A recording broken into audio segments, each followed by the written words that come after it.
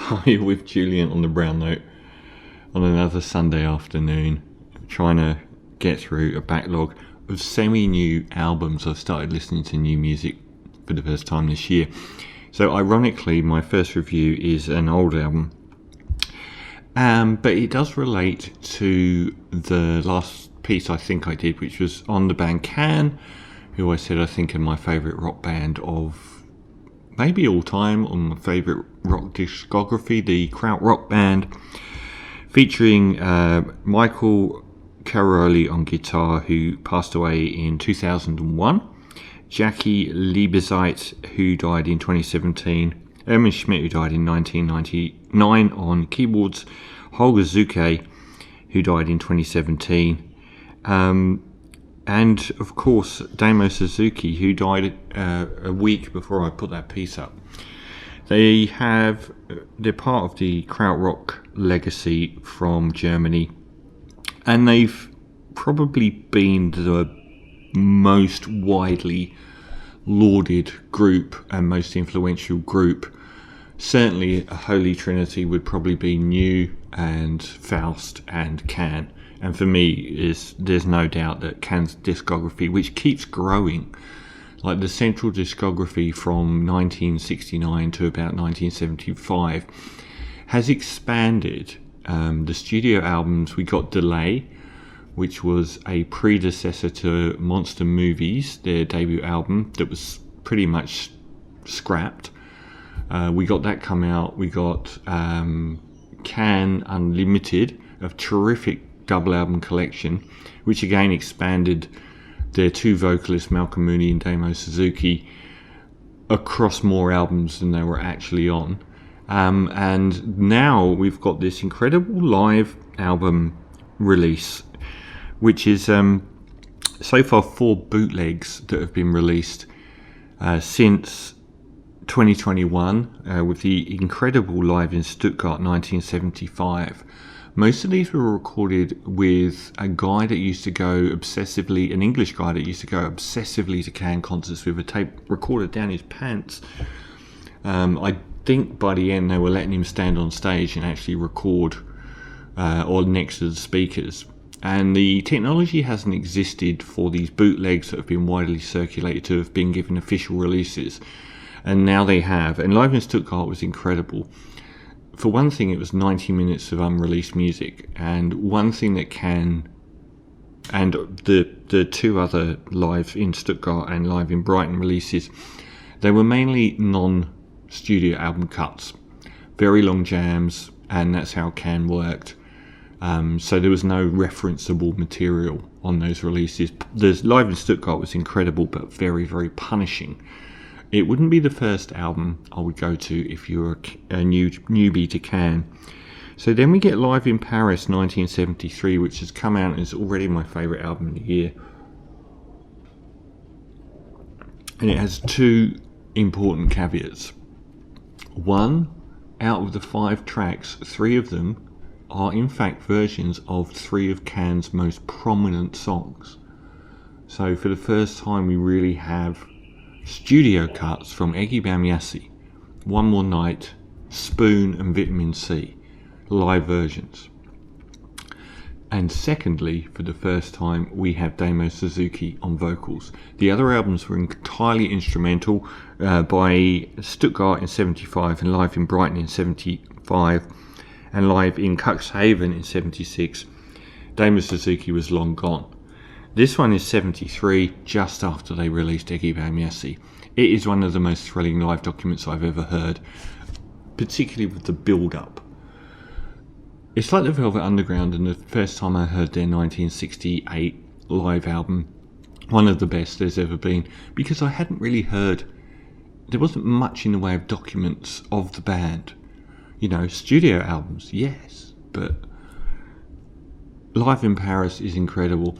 The opening track itself, well, it's Can, isn't it? The opening track itself, and they're all called part, like Eins, Zwei, Drei, like they're all numbered tracks. Here we go. And it's another 90-minute release. Paris 73 Irons, which I think is part 1, part 2, is 36 minutes and 27 seconds long. It is one of the great openings of any live album, and it isn't a recorded piece. I think there's some segments towards the end where recognisable musical elements from some of their more famous tracks appear, but for the most part it's this incredible journey, spidery drums kick it off that reminded me with the guitar a little bit of like late 80s Jane's Addiction style sort of alt rock. And it sounds really contemporary.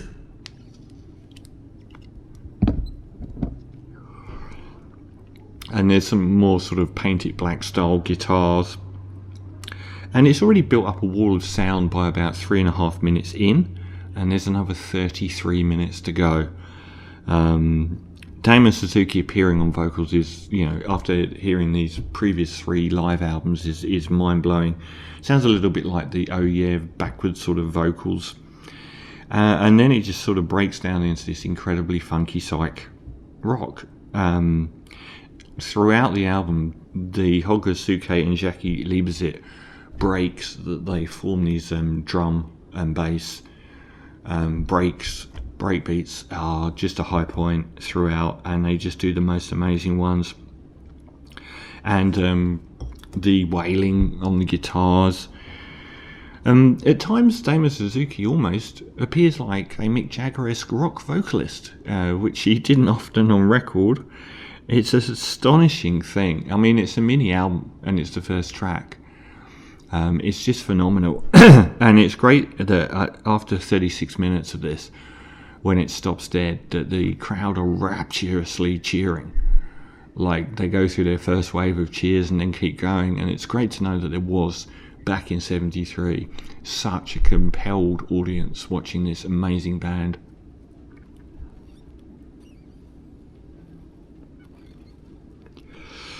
One More Night is the second track, and on the album, Eggy Bamiasi is an album that is known for 3-minute pop songs in their discography.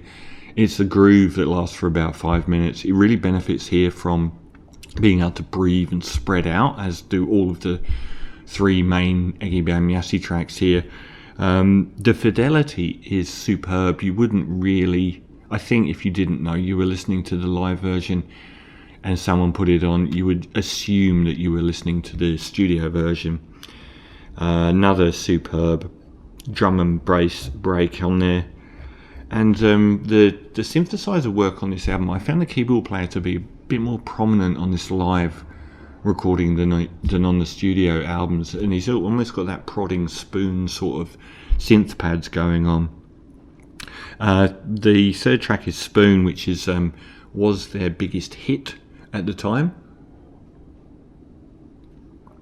due to it appearing on a German TV show.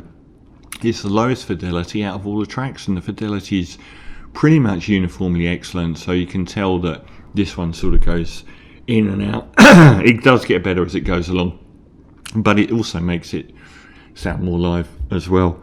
And it's kind of surreal just hearing them play Spoon for 16 minutes. That's the other appeal of this album, is that the Eggy Bamiasi tracks like Spoon, One More Night, and not One More Night, but Vitamin C, and some of the other tracks, the green one, are very clipped around the 3-minute mark. They're some of their most concise. So hearing those tracks, which I've heard for many years, expanded is phenomenal. It's a great, hearing Damo as a rock god, Damo Sazuki, a rock god singer, is fantastic. It gets really sort of nervy and psychotic as it sort of ups the momentum as it goes along, and plateaus to quite some stunning finish. The track 4, is that Vier or Dry?